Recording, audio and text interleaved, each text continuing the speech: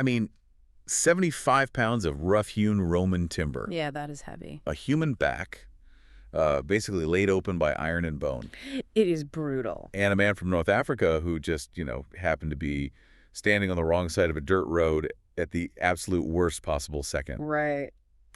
Welcome to Reformed Thinking. Today, we are taking a deep dive into an execution march. A very specific execution march. Yes. We are looking at one single sentence from the Gospel of Matthew, chapter 27, verse 32. And we are really opening it up today. We really are. It is the moment a man named Simon of Cyrene is forced by the Roman military to carry the cross of Jesus. So we are drawing from two really massive theological and historical essays for this. Right, and these sources, they break down the historical reality, the Greek grammar, and the massive theological weight of this one verse. At first glance, you might read this sentence and think it is just a logistical footnote. Yeah, like a quick practical detail about how a public execution managed to get from point A to point B. But when you look closely at the history and the text, you see a massive collision. You really do. You see the brutality of human reality, the absolute crushing weight of imperial authority, and, well, the sovereign decree of God all crashing together on one dusty street in Jerusalem.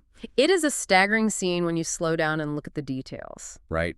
Because the natural human tendency when reading the historical accounts of the crucifixion is to kind of rush past the transitional moments. Oh, for sure. We want to read about the trial before Pilate, and then we want to skip straight to the hill of Golgotha. Yeah, but the text refuses to let us do that. It forces us to stand on the side of the street and witness the agonizing physical procession. The verse we are looking at says, "As they went out, they found a man of Cyrene, Simon by name. They compelled this man to carry his cross." And the authors of the essays we are reviewing, they make a compelling case that the Holy Spirit does not waste ink. Absolutely not. Every single word in that Greek sentence is a deliberate theological claim. It functions as a hinge. Yeah, it connects the mockery and the violence of the Roman soldiers to the physical reality of the atonement. We are looking at a moment where human malice, total physical collapse, and divine providence intersect. Right. But to really grasp the theology of this verse, the authors insist that we cannot treat this as a clean, abstract religious concept. We have to ground this entire conversation in the physical dirt, the sweat, and the blood of the historical moment. Because we are talking about a Roman execution detail. Yeah, and before we even bring Simon of Cyrene into the picture, we have to establish the physical condition of Jesus at this specific second. The essays go into significant detail regarding the Roman verberatio. And I think people hear the word scourging or flogging, and they associate it with a standard beating. Right. Or maybe a modern concept of corporal punishment. But this was not a standard beating. No, this was a highly calculated, brutal military procedure. Designed to dismantle a human body and push it to the absolute brink of death before the actual crucifixion even started. So the verberatio was the preliminary scourging required by Roman law prior to a crucifixion. Okay. And its design was medically horrifying. The Roman executioners, they were known as lictors. Lictors. Yeah, and they were specialists. They utilized an instrument called a flagrum. What is that, like a standard whip? Well, it is a short whip composed of a solid handle with multiple long leather thongs attached to it. Okay. But braided into the ends of these leather thongs were pieces of sharpened sheep bone, heavy lead balls, and sometimes iron hooks. Oh, wow. So the intent of the lictor was not to inflict surface-level pain. Not at all. The intent was to physically shred the anatomy. That is heavy. When the whip struck the back, the heavy lead balls would cause deep internal contusions, smashing the tissue. Uh-huh. Then, as the executioner pulled the whip back with force, the bone and the iron hooks would dig in and tear through the epidermis and the subcutaneous tissue. So the flesh would literally be ribbons. Yes, the muscles of the back, the shoulders, and the legs would be laid completely bare. I mean, in severe cases, veins and internal organs would be exposed to the open air. Right. And the historical sources we are reviewing point out that this specific level of trauma induces massive, catastrophic blood loss. Triggering a severe medical crisis known as hypovolemic shock. Yes. Let's break down hypovolemic shock for a second so you, the listener, can really visualize what is happening inside the body. Go for it. Think of the human cardiovascular system like a closed plumbing circuit with a pump. Okay, that makes sense. Your heart is the pump, and the blood is the fluid carrying oxygen to your organs. Right.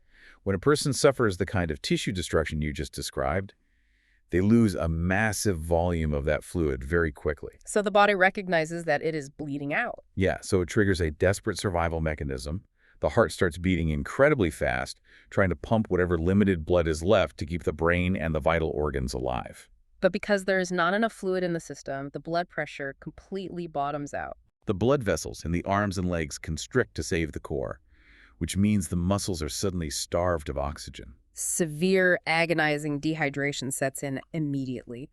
So when we look at Jesus standing up from the scourging post, his muscles are quite literally seizing up. They are filling with lactic acid. The brain is on the verge of blacking out from a lack of oxygen. The body is in a state of total catastrophic shutdown. And right in the middle of that catastrophic medical failure, the Roman execution protocol required the condemned man to carry the horizontal cross beam. This beam was known as the patibulum. So the vertical post of the cross was usually left permanently fixed in the ground at the execution site. Yes, but the prisoner had to carry the crossbeam through the city streets as a public deterrent. Wow.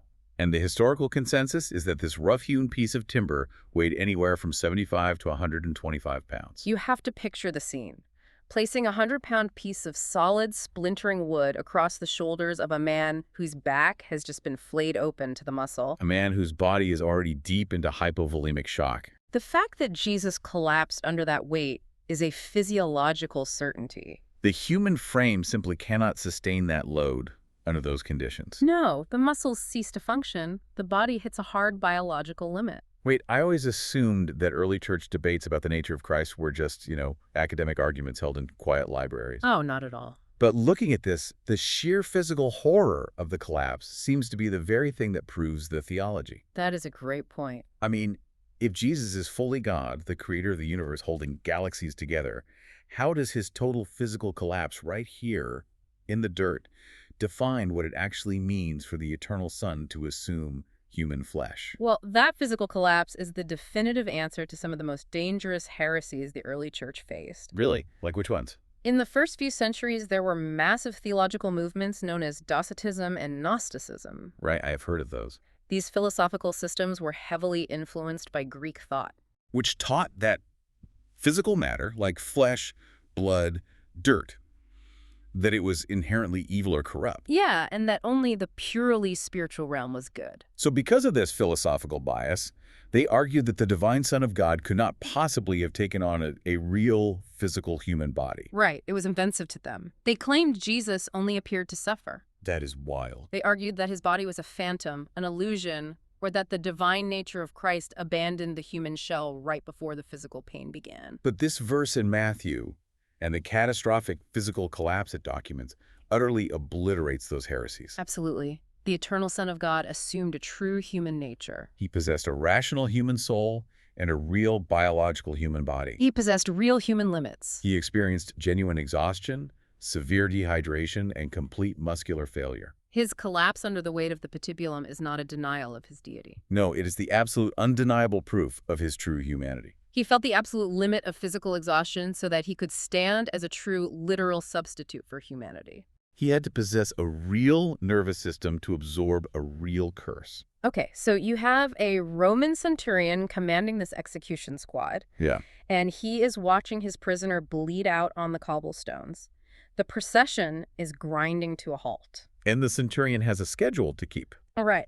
If the prisoner dies in the street from shock before reaching the execution site, the centurion fails his orders. And the Roman military machine does not tolerate delays. He doesn't have time to ask the crowd for a volunteer. He needs raw muscle, and he needs it right now. So how does a Roman soldier legally solve that problem on a crowded street? This brings in a fascinating piece of history regarding the specific word Matthew uses. Yes. The text says the soldiers compelled Simon to carry the cross. The Greek verb Matthew selects here is engerio. Engerio. Okay. And the linguistic history of this word is fascinating. It does not originate in the Greek or Roman world. Wait, really? Where does it come from? It actually traces its roots all the way back to the ancient Persian Empire. Persians. Yeah. Centuries earlier, the Persian kings, like Cyrus and Darius, established a vast royal postal courier system across their massive territories. Well, to ensure that the king's messages traveled at maximum speed, these royal couriers possessed sweeping legal authority. like what kind of authority? They had the right to impress any civilian, seize their horses, or commandeer their property into immediate service to expedite the king's business. So you could not say no to a Persian courier. Definitely not. And when the Roman military eventually conquered the East and absorbed those territories, they recognized the brutal efficiency of this system. Of course they did. They adopted it into their own provincial law under the term Angaria. Under Roman military occupation in Judea, a Roman soldier had the absolute unquestioned legal right to tap any civilian on the shoulder with the flat of a spear and force them into manual labor.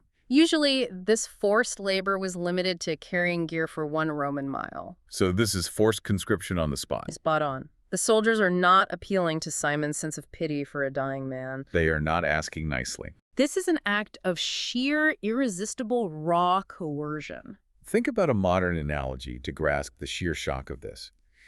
It is somewhat akin to the modern concept of eminent domain, where the government simply seizes your property for a highway project and you have zero say in the matter. Right. But to make it more visceral, imagine you are walking down the street in your hometown, heading to a religious service, minding your own business. Okay, picture that.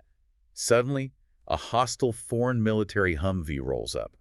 Heavily armed soldiers jump out, point a rifle at your chest, and draft you into grueling manual labor right there on the sidewalk. That is terrifying. You are forced, under threat of immediate execution, to carry their equipment. The sheer shock, the public humiliation, and the terror a Jewish pilgrim would feel in that exact moment would be staggering. Since this was an oppressive pagan legal system designed to subjugate conquered people, how did the authors of our texts reconcile the absolute cruelty of the Roman state with the concept of God's perfect providence? That is a massive theological tension, and the essays rely heavily on historic Reformed categories to explain it. Right. The authors point to the foundational reality that God, from all eternity, by the most wise and holy counsel of his own will, freely and unchangeably ordains whatsoever comes to pass. So this universal sovereignty includes the actions of pagan empires, Yes.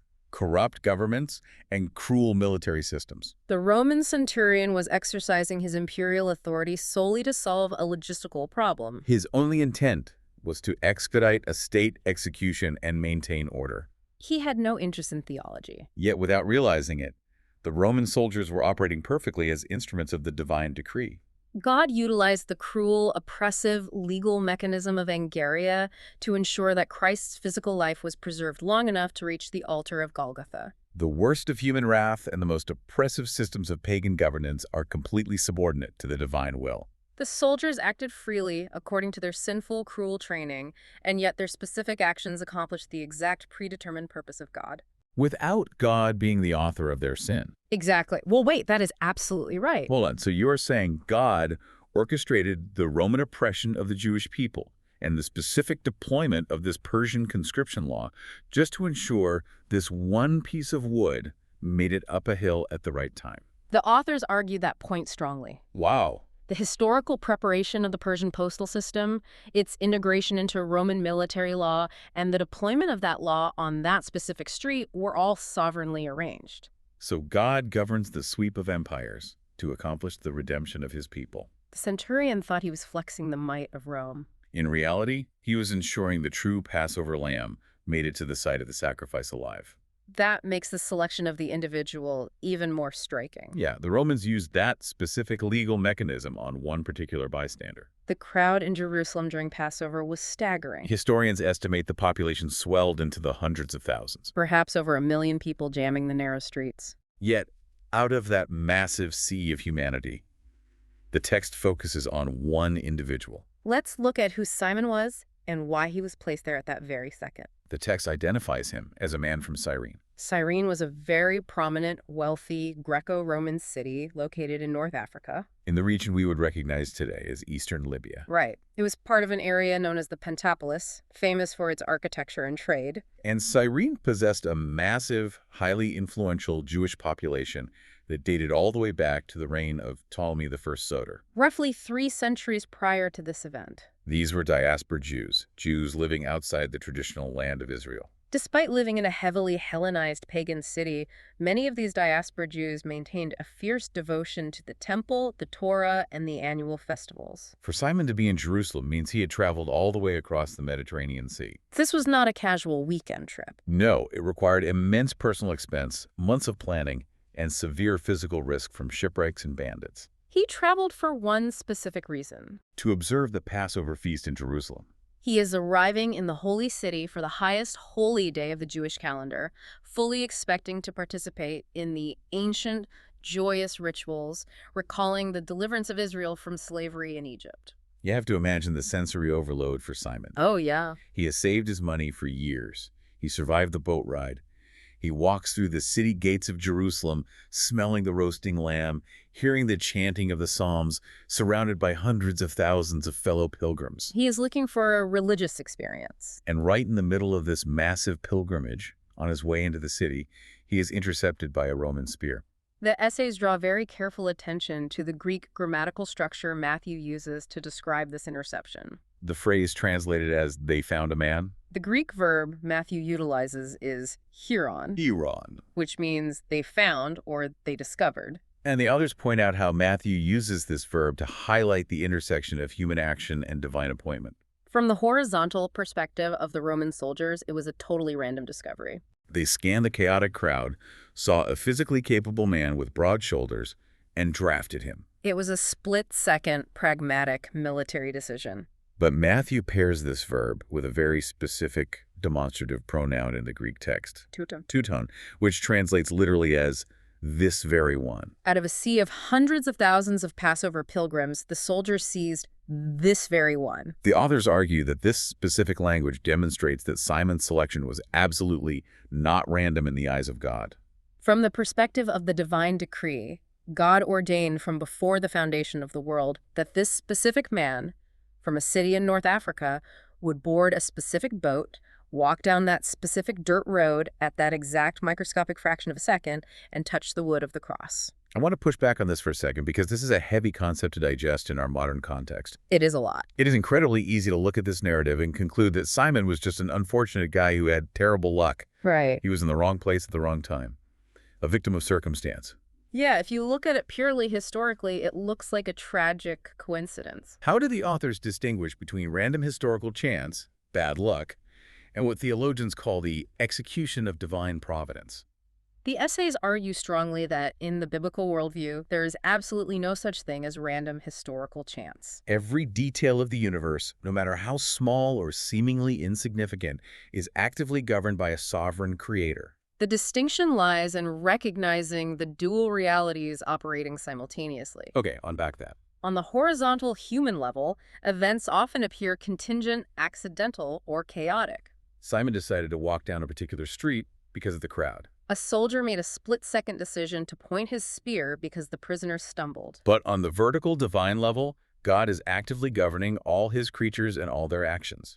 The theological point the authors make is that providence does not obliterate human choices, nor does it ignore historical realities. Rather, providence works through them. Simon's encounter is the textbook definition of providence. God bringing about his predetermined plan through the ordinary, seemingly random, and even oppressive events of human history. The ultimate comfort for the believer is that the cross was not a chaotic accident controlled by the whims of Rome. It was an altar orchestrated by infinite divine wisdom. That orchestration becomes even more apparent when you stop looking at the people and start looking at the geography. Oh, right. The physical location. Simon's conscription happens at a very specific spatial moment on the map. The text says, as they went out. That brief phrase is not just a throwaway transition. It triggers a massive theological shift regarding the Old Testament. We are looking at a spatial movement that fulfills centuries of bloody prophecy. The Greek participle Matthew uses is exerchomenoi, which literally translates to going out or departing. The authors emphasize that this is not merely stage direction to move the characters from the trial to the execution site. It identifies the spatial departure from the city gates of Jerusalem. To understand the staggering weight of this movement, we have to look back to the Mosaic Law. Specifically the book of Leviticus, chapter 16. That chapter outlines the highly specific, terrifying rituals for the Day of Atonement. Under the Old Covenant, The sacrificial victims whose blood was brought into the holy sanctuary to cover the sins of the people could not be disposed of inside the city. Their bodies had to be taken and burned entirely outside the camp. The area outside the camp, beyond the city walls, was the place of ritual uncleanness. It was the geographical location of the curse. It was the place where lepers were exiled to live and die. It was the place where blasphemers were taken to be stoned. Think about the city walls of ancient Jerusalem as a physical boundary line of covenant blessing. Yeah, that is a great way to view it. Inside the walls, you have the temple, the Holy of Holies, the presence of God, the community of faith, and safety. Being pushed outside that physical boundary line means taking on the full, crushing weight of the curse. The author of the book of Hebrews explicitly connects this spatial reality in chapter 13, stating that Jesus suffered outside the gate in order to sanctify the people through his own blood. So here is the staggering irony. Oh, the irony is massive. By driving Jesus outside the city walls, the national leaders of Israel and the Roman authorities are unwittingly fulfilling the precise theological pattern of casting the scapegoat into the wilderness to bear the curse. The very religious leaders who were trying to silence Jesus, the men who hated him and rejected him as a false prophet, were actually following the precise script written in the Mosaic Law centuries prior to accomplish the atonement. The historical irony is huge, and the authors spend a great deal of time unpacking it. The religious leaders of Jerusalem believed they were purging a dangerous blasphemer from their holy city. They thought they were defending the purity of the temple by casting him out into the dirt. But the essays argued that their act of violent rejection was the very mechanism God used to designate Christ as the ultimate final sin offering. Jesus is physically driven out of the covenant community, pushed through the gates, and cast into the godless wilderness of Roman execution. Furthermore, the sudden appearance of Simon of Cyrene right at this boundary line is seen by the authors as typologically brilliant. As national Israel casts out her true king, a man from the far-flung diaspora, an outsider from North Africa, is sovereignly brought in to touch the wood of the cross. It acts as a visual, historical foreshadowing of the gospel, expanding outward to the Gentile nations. But right as we talk about Simon touching the wood, we have to hit the brakes and draw a massive, bright line between what Simon is doing on that road and what Christ is doing on that cross. The authors are incredibly strict about this point. We are looking at the phrase, to carry his cross. That single pronoun changes everything. Simon is carrying wood. He is not saving anyone. The pronoun protects the absolute exclusivity of Christ's saving work. The text says Simon was compelled to carry his cross. It remains entirely the cross of Jesus. The essays provide a rigorous, unyielding defense against any form of co-redemptive theology. What is that, for the listener who might not know? Well, throughout church history, certain theological traditions have attempted to elevate human participation in the atonement. They suggest that human beings can add merit to their own salvation, or aid in the redemption of the world by sharing in the physical sufferings of Christ. Similarly, modern moralistic teachings often reduce the entire event of the cross to a mere example of extreme self-sacrifice. Something we're supposed to imitate to earn favor with God. But the distinction the authors make here is absolute. Simon bears rough-hewn Roman timber for a short physical distance. Christ alone bears the infinite wrath of God. Simon's work was external, it was violently forced, and it was purely physical. He added absolutely nothing to the satisfaction of divine justice. He contributed nothing to the expiation of human sin. To illustrate this distinction, the authors point to the incredible Old Testament parallel in Genesis chapter 22. The famous narrative of Abraham and Isaac on Mount Moriah. In that historical account, Abraham places the physical wood for the burnt offering upon the shoulders of his son Isaac. Isaac literally carries the wood up the mountain for his own sacrifice. He stands as a vivid historical type, a direct foreshadowing of Christ carrying the cross. But the parallel diverges in a crucial, violent way when we move from Mount Moriah to the road to Calvary. That divergence is the very heart of the gospel message. On Mount Moriah, Isaac carried the wood up the hill, but he was spared from the sacrificial knife because a substitute ram was found caught in the thicket. God provided a substitute to take Isaac's place on the altar. But for Jesus, the true and final son of Abraham, no substitute could take the wrath. There was no ram in the thicket for the Son of God. Simon of Cyrene is a substitute only for the physical timber. He carries the heavy wooden beam solely to ensure that the true lamb reaches the altar alive. But when the Roman procession finally arrives at the skull-shaped hill of Golgotha, Simon steps away. He drops the wood. He does not take the iron nail. He does not bear the imputation of human guilt. Jesus alone is the Savior. He alone is hoisted up. He alone drinks the cup of the Father's wrath to the dregs. So let me ask a practical question based on this theology. Yeah. If someone listens to this narrative or reads Matthew 27 and walks away thinking the main lesson is we should all be good, helpful neighbors like Simon, what crucial truth about the atonement are they completely missing? They are missing the doctrine of penal substitution entirely. If we moralize this historical passage and attempt to turn Simon into the hero of the story, we strip the cross of its saving work. Yeah, an example of volunteering to help those in need, or being a good Samaritan. The authors argue forcefully that the central point of Matthew 27.32 is not Simon's helpfulness. Simon was forced at spear point. He did not volunteer. He was terrified. The central point is the unique, solitary, and entirely sufficient work of Christ. If we make this text a story about human solidarity or human empathy, we obscure the terrifying reality that humanity was utterly, completely incapable of saving itself. Christ had to bear the curse completely alone because only a sinless, divine human mediator could offer a sacrifice of infinite worth to satisfy the justice of God. Grasping the reality that Christ alone bore the wrath forces a radical reevaluation of how the modern world views suffering, success, and the daily Christian life. The authors use the harsh, bloody reality of Matthew 27.32 to shatter modern illusions of comfort. There is a sharp, unyielding critique in these essays directed at modern health and wealth teachings, often called the prosperity gospel, as well as modern pragmatic church grief models. The argument is stark.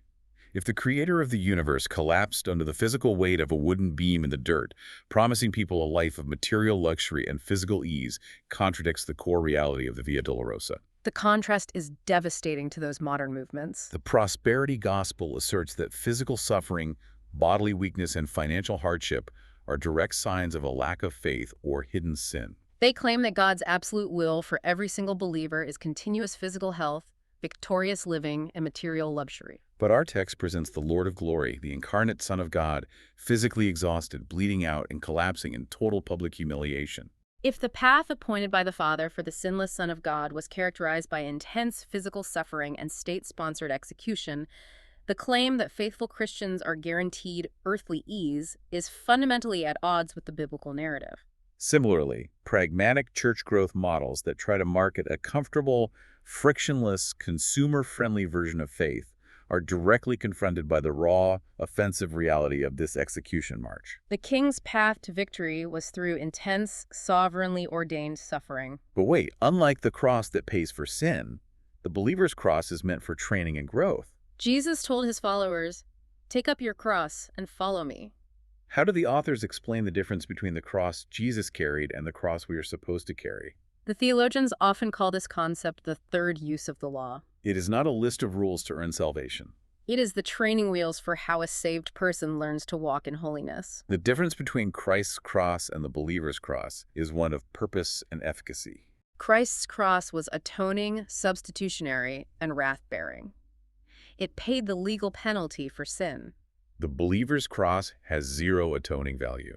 We do not suffer to pay for our sins or to complete Christ's sacrifice. Instead, taking up our cross means bearing the reproach of Christ in a hostile world. It means enduring sudden trials, resisting sin when it costs us our reputation or our livelihood, and submitting to sovereignly imposed hardships without viewing them as punishment. We accept the difficulties God ordains for our sanctification, to kill our remaining sin and conform us to the image of Jesus.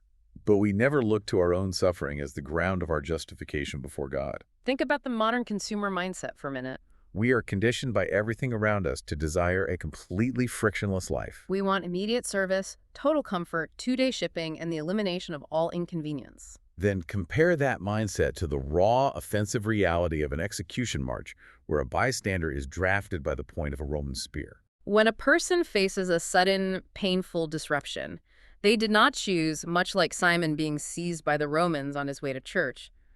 How does this text provide a framework for enduring that without falling into total despair? The framework it provides is the absolute, rock-solid assurance of God's governing providence. Simon did not choose his burden. It was sudden, coercive, and likely terrifying. He probably thought his entire pilgrimage was ruined. Many people experience sudden illnesses, financial collapse, or tragic, senseless losses that they did not choose and cannot control. If we believe the universe is ruled by random chance or that bad luck is just bad luck, those disruptions lead straight to nihilism and despair. But this text teaches that the same God who sovereignly ordered the darkest, most agonizing road in human history, the road to Calvary, is the same God who orders our steps today. God used the cruel disruption of Simon's life, the ruining of his Passover plans, to bring him into direct physical contact with the Savior of the world. The believer can endure painful disruptions by trusting that God's hand is not absent when life falls apart. If God can bring the ultimate redemption of the cosmos out of the horror and injustice of the crucifixion, he can govern our individual trials for our ultimate good and his glory. That is a staggering reality to wrap our minds around. It really is. Let's start bringing all these threads together. As we review the core takeaways from today's analysis, a few central themes stand out clearly from the authors. First, we confronted the undeniable physical reality of the incarnation. Jesus Christ possessed a true human body that experienced the absolute limits of exhaustion and pain. Refuting any ancient or modern idea that his suffering was an illusion. Second, we saw the absolute sovereignty of God over corrupt human empires. The oppressive Roman law of Angaria, inherited from the Persians, was utilized perfectly by the divine decree to ensure the sacrificial lamb reached the altar. And third, we clarified the sole sufficiency of Christ bearing the curse. Simon carried the wood, but Jesus alone drank the cup of wrath, securing salvation without any human contribution. Those are the massive theological pillars holding up this one verse. But the fascinating thing about how these authors wrap up their analysis is that they do not let the readers stay in the comfortable realm of ancient history. They press the text forward. They push you to look at Simon as a mirror. Consider their final historical point. Simon of Cyrene walked into Jerusalem as an ordinary man. He was a pilgrim looking for a religious festival, expecting rituals, massive crowds, and tradition. He wanted a religious experience. But in the sovereign plan of God, he was violently forced to encounter the raw, bloody reality of the Messiah. He was pulled out of the safety of the crowd and brought face to face with the agonizing cost of redemption. Which leaves you with a question to ponder long after you finish listening to this discussion. Are you standing on the side of the road watching the procession, treating this as just an interesting historical event? Or have you recognized the one carrying the curse in your place? Thank you for joining us for this deep dive on Reformed thinking. We will see you next time.